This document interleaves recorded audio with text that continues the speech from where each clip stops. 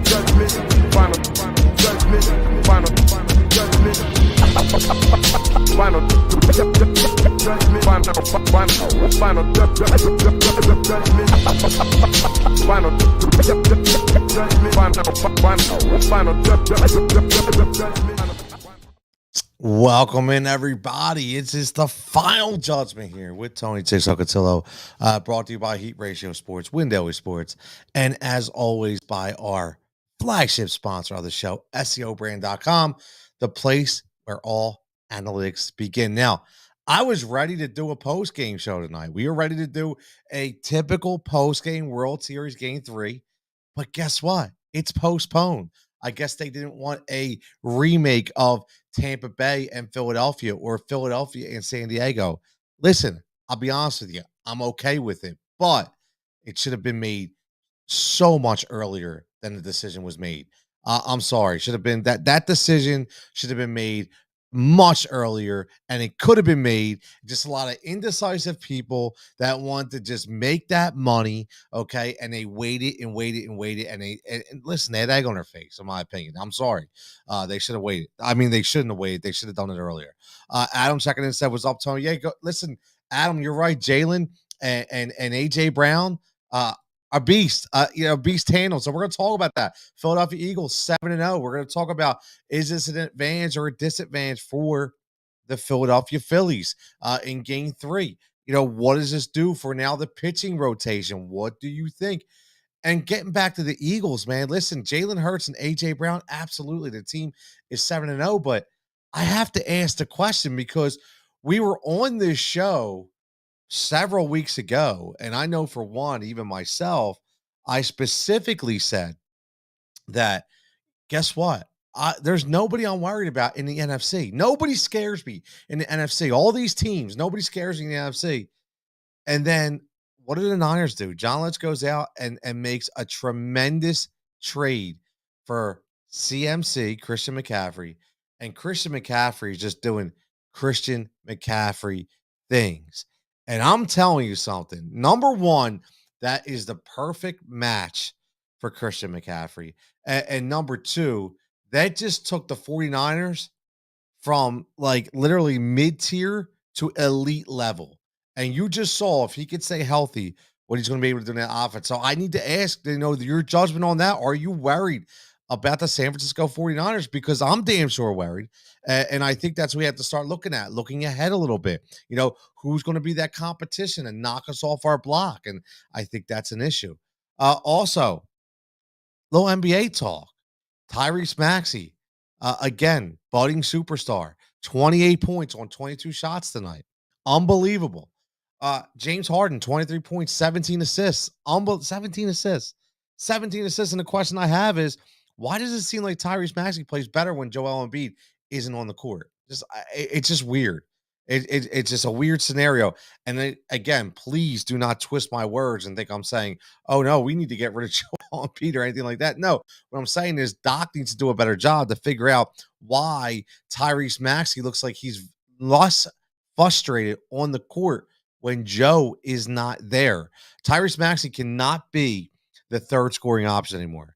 Tyrese Maxey, in my opinion, should be the number one scoring option on this team. Number one scoring option on this team is Tyrese Maxey. Number two scoring option on this team is Joel Embiid. Number three scoring option on this team is James Harden. That's the way I look at it. That's the hierarchy of that offense, in my opinion. That's the tier system that we need. Let James Harden continue to be the facilitator and give you the points as needed. Allow Joe to work that post down low and be that unstoppable guy that can hit that 15 to 20-foot jumper as well as dominate in the paint. And then just let Tyrese Maxey just continue to roll. And I think that's what we need to do. Adam checking in says, I like the rain delay now. We got Ranger, Nola, and Wheeler. Wheeler gets an extra day rest. So I still think that Zach Wheeler is pitching hurt. I do. I think Zach Wheeler is pitching injured. 100%. So I'm looking at this. We got this Monday Night Football game going on, and wow, Tyler Boyd gets a tipped touchdown in the end zone. Amazing. Tyler Boyd again. I love Tyler Boyd. Again, make sure you're following us right here at Judge Jigsaw, right here on the Final Judgment. Make sure you're subscribed. Make sure you're hitting that like button. Football Fridays. Listen, I can tell you right now, Tyler Boyd was one of my picks on the Sirius, the Win Daily Show on Sirius Satellite XM, channel 87, Friday nights. You can catch us from 5 to 7. But yeah, Wheeler to me is playing hurt.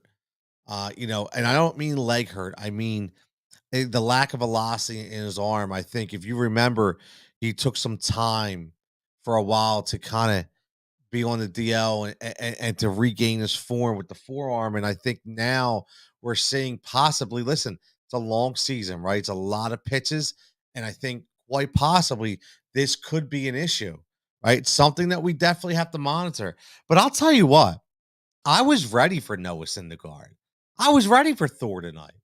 I 100% was ready for Thor. I listen, I honestly was very intrigued on seeing Noah Syndergaard throw a nice 5 to 6 inning game, hitting 96 to 97 on the gun and just dialing back the clock a little bit, because I still think that he still has it. I just think it's going to, it just takes some time for him to regain that form. But I really thought that the crowd and the energy would have been enough for him tonight to be able to inject that passion and that energy into his arm and make him dial it up another couple notches when we talk about miles per hour. This is, this series gets interesting, right? A lot of intriguing things here, because like Adam says, it changes the rotation around now, right?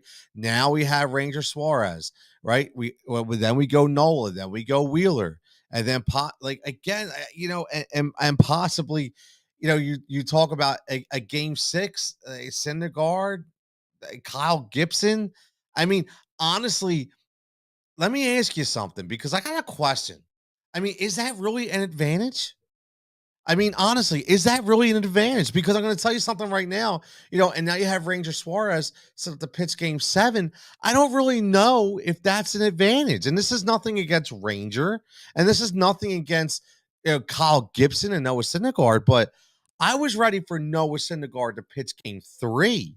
Wasn't necessarily ready for Noah Syndergaard to pitch game 6. Like, that game 6 could be a deciding game. We don't know how this is going to go out. A lot of people suspect that this is going to be a 7-game series. And now, I was banking on Noah Syndergaard to be able to get that energy from the fans and from Citizens Bank Park to go up another notch. And now he's going to have to go pitch on the road. So I honestly don't know how much of an advantage this really is, in my opinion. I mean, a lot of people may say it is. I don't know. I look at it as maybe it's not an advantage, not as much as everybody thinks it is, right? So it's definitely something to look at. And again, it's all about pitching. It's all about pitching, right? I mean, because we already know the bats are going to be there. Houston, we know the bats are going to be there. And again, can we let me say this? Can we stop talking about all the cheating? Like, honestly, okay. Yes, we mentioned it. We talked about it. We thought about it, and now it's over. We have to move on. Nothing's going to change. Nothing's going to matter. It doesn't matter. We move on. Let's just worry about winning a damn baseball game. I'm not worried anymore. I'm tired of seeing the same footage over and over again.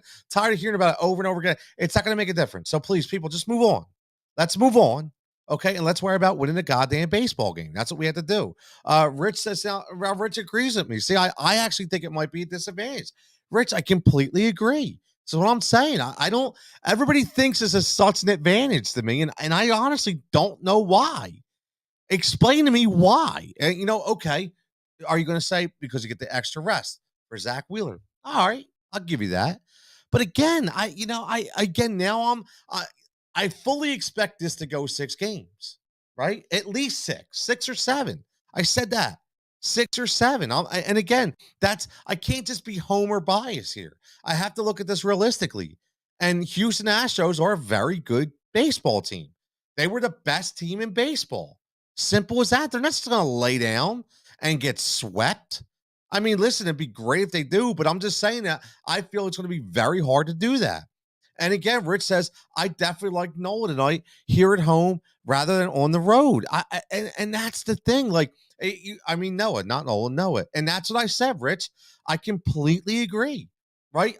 We both agreed that he would get up another notch for that game with the crowd behind him, the electricity at Citizens Bank Park. Okay, Bedlam at the bank, aka Scott Fransky. He definitely needs to trademark that. But again, now you go on the road, and now this could be a pivotal game 6 that we're talking about. 2 guys in Syndergaard and Kyle Gibson that we're not sold on. Okay, so I'm sorry, but I don't know if this is the advantage that everybody thinks it is. It much rather would have been, well, I much rather would have had this game played out tonight, okay, and then we could have worried about it later, okay. But right now, yes, now it's almost like in all honesty, now you need to win these 3 games, right? You need to win these 3 games. You can't lose a game here, okay, because now you're gonna again, you're gonna have to rely on people that are unproven, and I think that's a problem. I do. So, listen, it'd be great if we win all 3 and we swept. The bats are going to have to come alive, but I honestly don't think this is an advantage like everybody thinks it is. So I actually think, like Rich says, I think this is a little bit of a disadvantage because of the way the pitching sets up on the back end, right? The way the pitching sets up on the back end, I think, in my opinion, is the most important thing that we need to look at. The Browns are driving again, man. What has happened to the Cincinnati Bengals this year? I'm sorry. Like, we talk, just so you know that this show, we talk about everything, right? Right now, it's just that Philadelphia are the hot topic, right? So we do talk about all sports nationally and locally. So make sure you're checking us out. And there goes, wow. Look at that. Amari Cooper just stretched out and makes an unbelievable play, man, from Jacoby Brissett. Unbelievable. Jacoby Brissett is just balling tonight. It's crazy. Rich says it definitely screwed the Phillies rotation. I can't say them winning 3 in a row. Again, Rich, both on the same page. Both on the same page. That's exactly what I said. I don't see them, as much as everybody wants to say yes, I don't see them winning 3 in a row. And because I don't see them winning 3 in a row, then right away, to me, that's what I need to worry about. That's a problem. That's a problem. Okay. And again, that's going to be, the pivotal spot that we look back at this weather and say, did this game really help us or hurt us? So again, very, very interesting decision. If you missed it earlier, I will say it again that Major League Baseball definitely screwed this up. And just remember something, this isn't the Philadelphia Phillies who make this call. Okay. So before everybody gets all in their panties in a bunch and says that, they're all mad and it's all about the Philadelphia Phillies and what now this is Major League Baseball that makes this call. So this was all MLB. They were making the call and the Phillies were the Phillies need to wait on them. And they made the call way too early. The forecast was out. The forecast was out and they completely they missed it. They missed it. They again, they passed the buck on this one. So it is what it is. And now we look forward to tomorrow night. Now we have 3 games in a row. Going to be an interesting time in Philadelphia on Thursday because, you have what's the odds? I mean, like everything, like what? Wow, Nick Chubb just scored again. What is the odds, right? When you look at this and say they had the Philadelphia Eagles and the Philadelphia Phillies, both playing a Houston team on the same night, one in the World Series, one Thursday Night Football on Prime. It is pretty remarkable that you would never, ever think that was the way it was supposed to be. It's just absolutely crazy. Yeah, Rich says the Bengals O-line was supposed to be strengthened, but Burrow's is getting sacked every week. Already 5 tonight. It's insane, man. Burrow just, he can't even get any time. It's just absolutely nuts. Rich says Texas and the Astro Philly. It is. It's absolutely crazy. And again, listen, let me know how you feel. We're gonna move on to the Eagles right here. But again, let me know how you feel. Me and Rich talked about it. Adam talked about it. Checking in on YouTube. Make sure you get in the comments. Make sure you're following the Final Judgment on YouTube. And again, let us know. What do you think? Is it an advantage or a disadvantage? I say disadvantage for the Phillies. I'm going to go against the grain. Everybody says advantage. I say disadvantage. I want to hear your thoughts. Let me know what you think. And again, let me know what you think and put it in the comments. I will get back to you. Somebody, was getting back to me today, and we were going back and forth and having a nice debate. I think it was Thomas. He made some great points, and again, your points are all valid. There's no wrong answers here. We're all having our opinions, and it's nice to discuss. And speaking of opinions, the Philadelphia Eagles, 7-0, they just completely destroyed the Pittsburgh Steelers. And it's funny. I was watching I know Emmanuel Otto gets a bad name a lot because of a lot of things that he has said and the way he's actually portrayed himself in the media, so to speak, right? But he had a great analogy today on TV when he was breaking down the Philadelphia Eagles, and it was a specific play where Zach Pascal caught that touchdown. And it was him showing, and this is why I love watching these shows, right? Because he's talking about and he's breaking down on film. He's saying, okay, in the first quarter on the second drive, they threw a tight end screen to Dallas Goedert. And again, it was Zach Pascal going out the block. Goddard got the ball, took it for 10, 15 yards.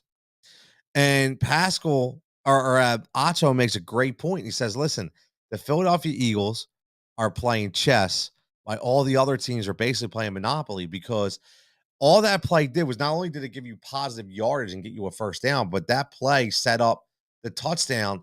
Literally 3 quarters later, in the fourth quarter, they ran the same play.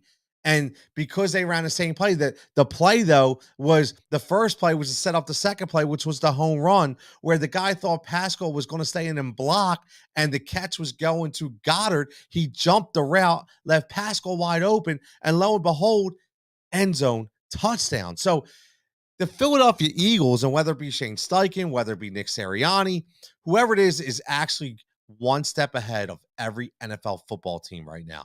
And it is absolutely amazing. Rich checking in says, wow, AJ Brown, a man amongst boys. I'll personally tell you that I never knew AJ Brown was that big. My man is swole, man. Like, seriously, I had no idea he was that big.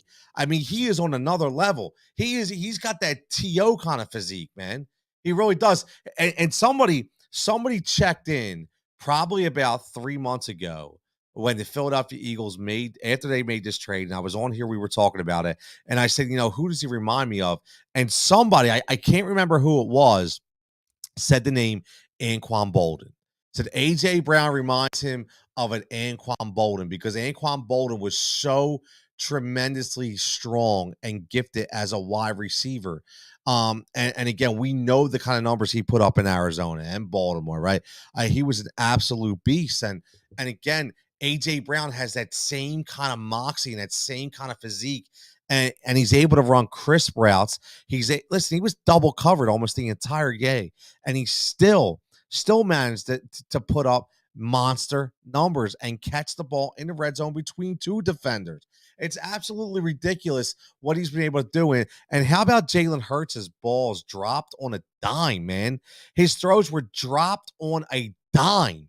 I mean, that second touchdown to A.J. Brown was a thing of beauty for all the people, again, that said that Jalen Hurts can't play the quarterback position, man.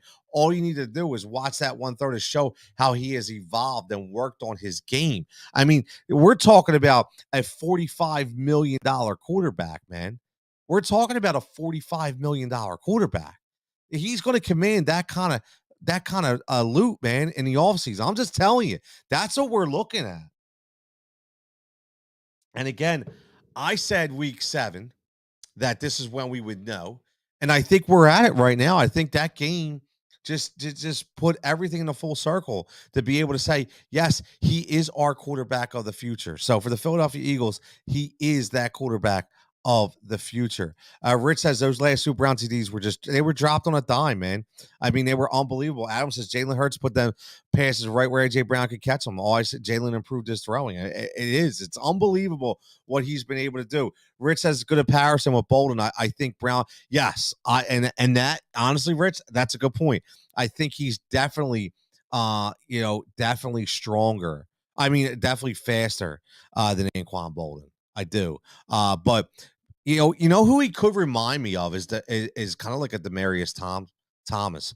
Rest in peace from Denver Broncos. Demaryius Thomas had that crazy size. I mean, he's not as tall as Demaryius Thomas, but Demaryius Thomas, even like a Brandon Marshall in his heyday, when he was in his prime, AJ Brown's not as tall, but he's built like that, and he's got quickness.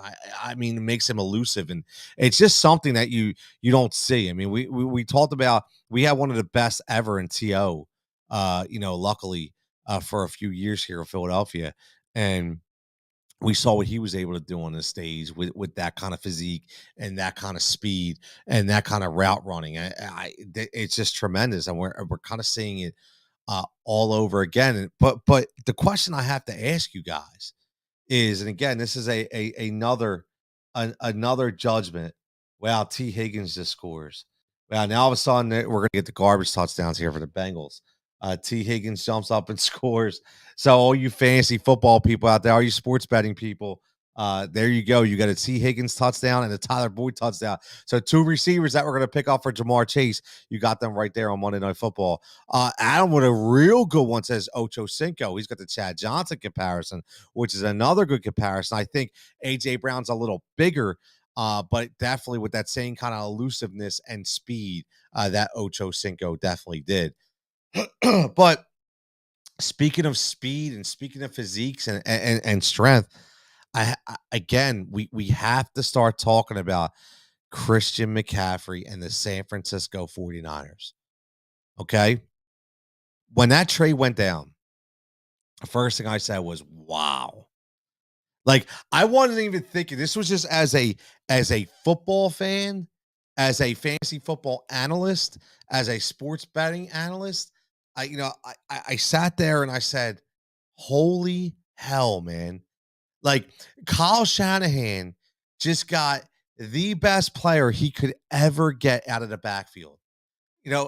And if this guy can stay healthy, he hasn't even taken the field yet. I said, this guy's going to be unbelievable.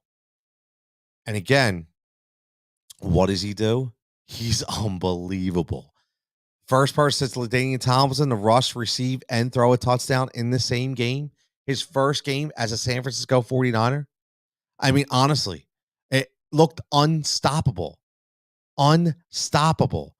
Running behind Trent Williams, who, in my opinion, one of the best, if not the best, left tackles in all football. Honestly, crazy. If people remember, I was all in saying I would trade everything for Trent Williams. Now you're seeing why, because he's an absolute stud. And now Christian McCaffrey, he just gets to run behind that line that's made to run the ball with the ultimate mastermind when we talk about running backs and Kyle Shanahan. And honestly, this team actually is moving much better with Jimmy Garoppolo. How crazy as it sounds, but they are. And now you have to look at this from the Philadelphia Eagles perspective. We came on this show multiple times and we talked about who is our competition, because at that time, record-wise, it was always the Minnesota Vikings, even though the national media wants to say that we still haven't beat anybody and we had this, this mush schedule, and it's the same narrative all the time. I really don't care. But, the San Francisco 49ers have all of a sudden taken themselves up to that next level and are 100% in line to win this NFC just like the Philadelphia Eagles, and it's going to be a battle. And I'm going to tell you, man, I am going to tell you if again, if CMC plays the way he does, and again, you have to think about it. You know who the most happiest player on that team probably is? It's Debo Samuel. If you remember, when Debo Samuel was going through the contract issues, the first thing Debo Samuel kept saying was, obviously he wanted to be paid like a runner and a receiver because that's how they were utilizing him. But at the same time, he didn't want to put that kind of mileage on his legs. He was very outspoken about that. He didn't always want to be basically a feature back in that system. And now, lo and behold, he came out right away. Thank God. Thank God. Like, thank you. He just kept saying thank you because now you have to worry about a Pro Bowl tight end in George Kittle. You have to worry about a Pro Bowl wide receiver who can do multiple different things in Debo Samuel. And now you have to worry about Christian friggin' McCaffrey, healthy and new rejuvenated Christian McCaffrey. Somebody who's going back to his roots, Christian McCaffrey. Somebody who's going to the running back guru, Christian McCaffrey. Behind that unbelievable left side of the offensive line and right side for that matter. They have a tremendous offensive line. Okay. They were making guys like Jeff Wilson look like Pro Bowlers. Again, this is a complete team. The defense, led by Fred Warner, cannot be understated. I say that all the time. They've always and always will have a tremendous defensive team. And now you have your competition. Now, Rich checks in and says it's the 49ers, Vikings, and Dallas. The one thing, what's interesting about Dallas is, again, no Zeke. Pollard plays, looks much better. This team, and I bring this up because the 30-minute mark, we're going to start talking a little bit about some basketball talk on our way out here. But, you look at, what Christian McCaffrey was able to do and inject that newfound energy into this team is exactly what Tony Pollard was able to do for the Dallas Cowboys. And it always brings a question up. Why do they seem like they play better with Tony Pollard when when Zeke's not in there? It's a crazy thing. It really is. Tony Pollard is every bit of a number one running back on any other team. He's a number one running back on any other team. Think about that. Right. So, and that's the crazy part on any other team's number one back. And that's how good he is. And he showed how good he was 131 yards, 2 touchdowns. I mean, come on. I mean, not even I predicted that. I mean, everybody knew he was going to be a good start when it comes to fantasy football and actually real life football for that matter. But nobody predicted that he was going to go 131 for 2 TDs. And that's the crazy part, right? The Minnesota Vikings, they're 6-1. Yes. Am I a believer? No, not a believer. And again, I'm never a believer when it comes to Kirk Cousins. Never a believer when it comes to Kirk Cousins because I am not a Kirk Cousins guy. Okay, so I don't worry about the Vikings. I would actually worry about the Cowboys more than I worry about the Vikings. But I'm extremely concerned about the San Francisco 49ers. Extremely concerned because that is a team that knows how to win, knows how to take care of the football, and they're a strong team. They really are. And the Philadelphia Eagles have finally met their competition. So I want to hear from you. Are the 49ers the team that we most certainly have to be worried about in Philadelphia? Are they the one team that's going to give us the most fits? Is it going to come down to Philadelphia and San Francisco? I mean, I get it's halfway through the season and anything can happen. Health is always going to have to be on everybody's side. And speaking of health, Jordan Davis, we look at it, right? Jordan Davis in a boot. And we have to think about it. 4 to 6 weeks, high ankle sprain. That's tough, but luckily we have a great rotation, right? We still have Grave, and we still have Fletcher Cox, and we still have Milt Williams, right? We have guys in the middle that obviously can do some damage, but we have to avoid the big time injuries. And speaking of avoiding big time injuries, how about Cooper Kupp avoiding a big time injury? Luckily he says he's going to be day to day, but Sean McVay, Sean McVay would have never lived that down. And right now we're going 4th and 4 here. Uh, Bengals and Browns, 5 minutes and 43 seconds left. Uh, Actually, they're just trying to get them to jump all sides. They're not going to get them to jump all sides, and they're probably going to punt the ball unless they go for a super long field goal, which they're probably not going to do. Yeah, they took the flag. They give them the punt, bring them back. Yeah, that's what they're going to do. Delay game. Yeah, it's all right. It's all right. But again, Rich says Kirk will always throw that INT at the dude. He's the softest quarterback I've ever met. Kirk Cousins. He just doesn't want to get hit. Don't hit him. It's all. Don't hit him. Yeah, Rich brings up another great point. Says 49ers can control the ball. See if they run Jimmy G doesn't really turn the ball over and their defense is really good.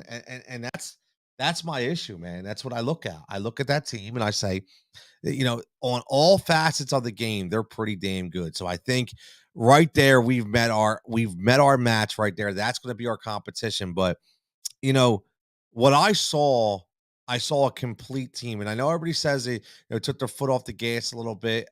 I don't know if they necessarily took their foot off the gas against Pittsburgh. I just think you sometimes you have to lay respect to the other team. And Pittsburgh, again, I've always said on this program, I've said on other programs that if you told me right now, hey, Jigsaw, you could start your own franchise, you could pick any coach in the NFL to be your number one guy, who would it be? And I say 9 times out of 9, 10 out of 10, 100 out of 100, give me Mike Tomlin any day of the week. He would be my leader. There's a reason why he's been tenured for so long. There's a reason why he's been so successful. And you think he was just going to sit over there and let up, even with a rookie quarterback and Kenny Pickett? Hell no. He was not going to do that. But what I look at is, I look at what the Eagles did on the defensive side of the ball.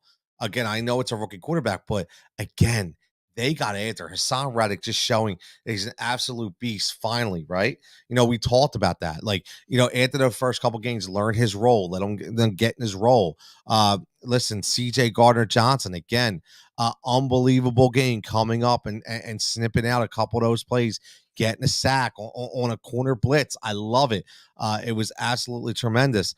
And again, you know, their number one wide receiver, okay, it's not Claypool, it's not Deontay Johnson to me, it's George Pickens. And George Pickens, guess what he got? Zero, zero. Again, so it just shows how deep this Philadelphia Eagles team. But again, it's still in front view right now in the San Francisco 49ers because of what they can do so well. Now, speaking of energy, and again, make sure you're following the Final Judgement here, Tony Jason Cutillo. Make sure you're hitting that subscribe button. Make sure you're hitting that like button. Make sure you're powered by Heat Ratio Sports and Win Daily Sports. Heat Ratio Sports, your local and national sports network. Win Daily Sports, the home of the $5.99 profit center. Again, that's where we do DFS. We do sports betting props. We have models. We have optimizers. People hit on tickets all the time. I'm not just blowing smoke. I'm dead serious. I'm not saying we're making $1 million people, but we're making people money. And that's what it is, because we are very, very, very comfortable with our tools. And again, that's $5.99. And right now in today's age, for that price, I really don't think you can beat it. So again, head over to them, check out their link, use hashtag green, or I just say promo code green, GREEN, and that gets you a free week of all the tools that we supply. And then always brought to you by the flagship sponsor of the show, SEO Brand, the place where all analytics begin. And the reason why I say all analytics begin, SEO stands for search engine optimization. And when you have a website, when you have a Facebook page, when you have a YouTube page, for that matter, you always want to know where your traffic's coming from. You want to know where your traffic's going to. You want to make sure you're directed in the right niche, in the right genre, and make sure that you're hitting all angles, right? We want to make sure that we do that. And the only way that you do that is you get a consultation with SEO Brand. Go to SEObrand.com. These guys were doing it for 15 plus years. Taking all kinds of calls, cold calls, and turn them into leads, which then in turn turned into sales. And what I mean by sales could be sponsorships. It could be new brands that want to get involved with your brand, right? And your direction. And the only way you're able to do that is to be able to formulate the right niche in the right area. And that's what these guys do. So make sure you check them out at www.seobrand.com and make sure you tell them that Jigsaw sent you. Adam says, 0-10 against the Eagles, the Pittsburgh Steelers are. Battle of PA, right? Not much of a battle there, Adam. Not much of a battle there. But overall, 0-10, that's a really good record. Obviously, undefeated, right? Undefeated.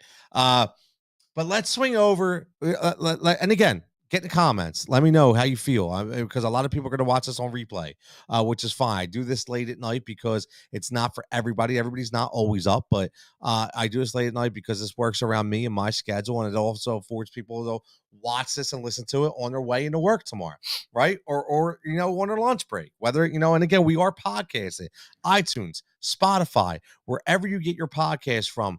The Final Judgement with Tony Cutillo is on there. Just make sure you check it out, hit subscribe, and give me a rating if you so well desire, or if you could. I shouldn't say desire, but you should desire to give me a rating because I need it.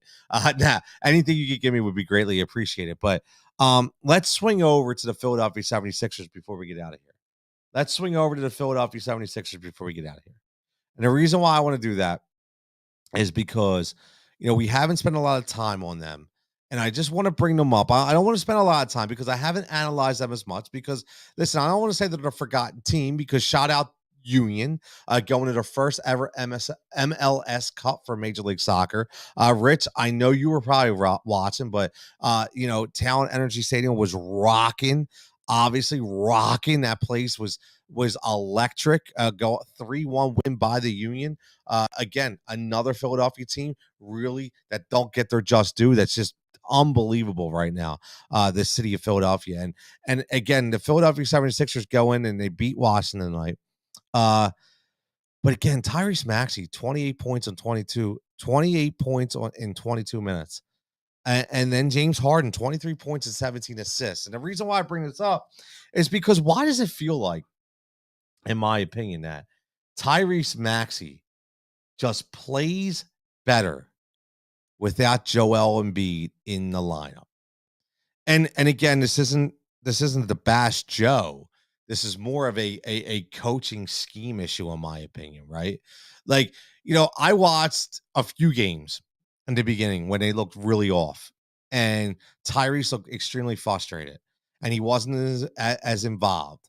But I really think that that's because everything is forced, and I get it. You have a generational superstar in Joel Embiid, but I think you really have to look at the way the NBA is basically constructed. And I said this all the time when I say I take Ja over Zion just because of the present day nature of the NBA. Okay, honestly, because I think it's a guard driven league, and even though Zion could do a lot of tremendous things, I still think he's very limited in his approach, and I think that Ja will always be the supreme talent in my opinion. But I could be wrong, and hey, if I'm wrong, I'm wrong. But when you talk about the Philadelphia 76ers, I think that we really have to look at Tyrese Maxey as the number one scoring option on this team. He has to be number one. He's number one. Joe needs to be number two, and James Harden needs to be number three. Again, that's the way this team has to work. Nobody else is going to give you that kind of energy that Tyrese Maxey is going to do. And that's the way this is driven. This is the way the NBA is driven. Okay. And not only does that help you from a scoring perspective and an energy perspective, but it also lets your big man rest a little bit, even on the court. Because listen, let Tyrese go. Let him go. Let him fly. Right. At the end of the day, let him fly. There's nothing wrong with that. Let him fly. And that can only help. That can only help this team going forward. And it will cause a lot less frustration. Right? Honestly, a lot less frustration. And what it'll do is it'll open up more opportunities for other people, in my opinion, and it'll prolong the energy of Joel Embiid. So I don't know if this is a Doc Rivers thing. I don't know what it is, but I definitely think that it's something that we have to really look at, that could be a problem that needs to be fixed. And I think it's an easy fix. It's an easy fix. It's a scheme thing, right? It's a spacing thing. We talk about it all the time, right? I mean, honestly, at the end of the day, Tyrese Maxey needs to be your number one scoring option. Rich says Maxey has a cuffs off when Joel isn't playing. Exactly. They let him be free Maxey, right? Free Maxey. Can we start a hashtag free Maxey? I really think it is. And here's the thing, Tyrese is such a student of the game and so respectful on the court, whether it be with his own teammates or other players around the NBA, that he's never going to be the outspoken guy. He's never going to come out and say anything. He's never going to take it upon himself to just be like, nah, man, this is me. I need to do this. He's always going to err on the side of caution and be like, yeah, this is Joe. Let Joe do him. Let Joe do what he does, right? It's always going to be that way. And again, and that's one of the most important things I wanted to talk about, because at the end of the day, it's all about winning a championship, right? We know that. It's about winning a championship. Okay, let's win a championship in Philadelphia. And whatever best way we can do that is the way we need to do it. And I think right now you're seeing James Harden, again, listen, 23 and 17. It just shows that he had not the perfect night, but damn near it, right? Damn near it. Because 13 assists means he's being an ultimate, or 17 assists is being an ultimate facilitator. And because he's the ultimate facilitator, this is going to open up more options for a lot of other people. So again, I'm going to say this, Tyrese Maxey needs to be the number one scoring option on the Philadelphia 76ers.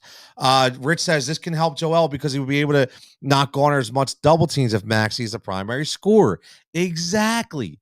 Right? Exactly. And that's it. I don't understand what Doc doesn't see. I don't understand what other people don't see. Like right away when we talk about this, people automatically just assume that we're just burying Joel Embiid no, it's nothing to do with that.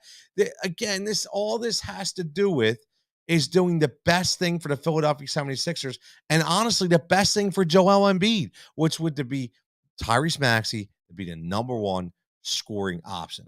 I really don't have anything else to say about it, except that I think that's the way this team needs to be constructed. And then everything else I feel like will fall into place. But the most important part is, again, hashtag free Maxey. That's all hashtag free Maxey. Let's start that going. We're going to hashtag free Maxey because at the end of the day, he has to be your number one scoring option. And speaking of number one option is the Final Judgment. Number one option is make sure you're subscribed. Number one option is make sure that you're following. And number one option is make sure that you get involved. Rich says it has to be coaching. Plus, James and Embiid, Maxey being on the court together. Maxey takes a backseat to those two. He has respect for them and wouldn't demand the ball as a primary scorer. Absolutely. Just like I said earlier, I completely agree. It brings up the same point we were talking about all the time when we're like, when we got Harden, do we bring Maxey off the bench to be that, on that second team? No, you just allow Tyrese Maxey to be the number one guy. Allow Tyrese Maxey to be the number one guy, and everybody else wins. It's simple as that. Everybody wins if Tyrese is the number one guy. That's it. So as always, Tony Jigsaw Cutillo here on the Final Judgment. Again, make sure you're following the Final Judgment. Make sure you're subscribed. Make sure you're hitting the like button. We have had a fantastic response, tremendous on the post games. We will be post game Tuesday. We will be post game Wednesday.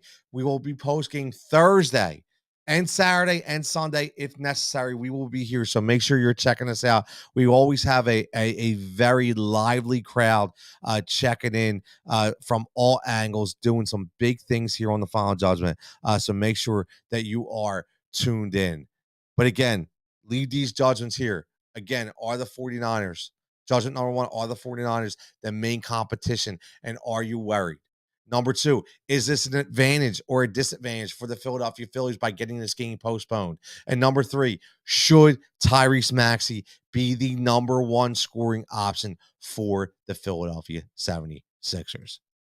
Great show, buddy. Absolutely, Rich. As always, man, you are the man. Oh, look, Shorty checking at the end here. Said, got my Kelsey shirt in, wore for game 1 of the World Series. My low-key shout out to the Phillies in the state of Houston fans. So glad the Phillies got that one. Shorty checking in. She got the Kelsey shirt in. I absolutely love it. Again, if you're in Philadelphia, this is shameless plug. Again, don't work from home. I just love supporting small business and people that continue to grind. Right here, Art History 101. Check them out. Arthistory101.com. Tremendous Philadelphia sports gear. You will not be disappointed. If you do not have anything from Art History 101, you are sadly mistaken and going in, or I should say, you will be sadly disappointed at any others that you get, because these dudes, Jay does it up right. Jay and the crew out there at Art History 101. And on top of that, make sure you're checking out Kolb Designs as well. Kolb Designs, Import Richmond, actually in Bridesburg, which is in Philadelphia, does some tremendous shirts and some tremendous gear. They have hoodies. They have I have actually just got their order the other day. So again, a lot of stuff there too. Just Philly shout out for Philly gear and Philly sports gear. I love supporting small business. But Shorty, I love it. Thanks for checking in at the end, man. I absolutely appreciate it. Always one of my biggest supporters, man, and I cannot thank you enough. But as always, right here in the Final Judgement, we will be back tomorrow night after last pitch. Again, after last pitch, always be here, repping the Phillies, repping the Astros. It doesn't matter. We're just repping the World Series to get everybody's live reaction right here on the Final Judgement. So like I always say, some people have thoughts, some people have takes, but on this show, you get the Final Judgement.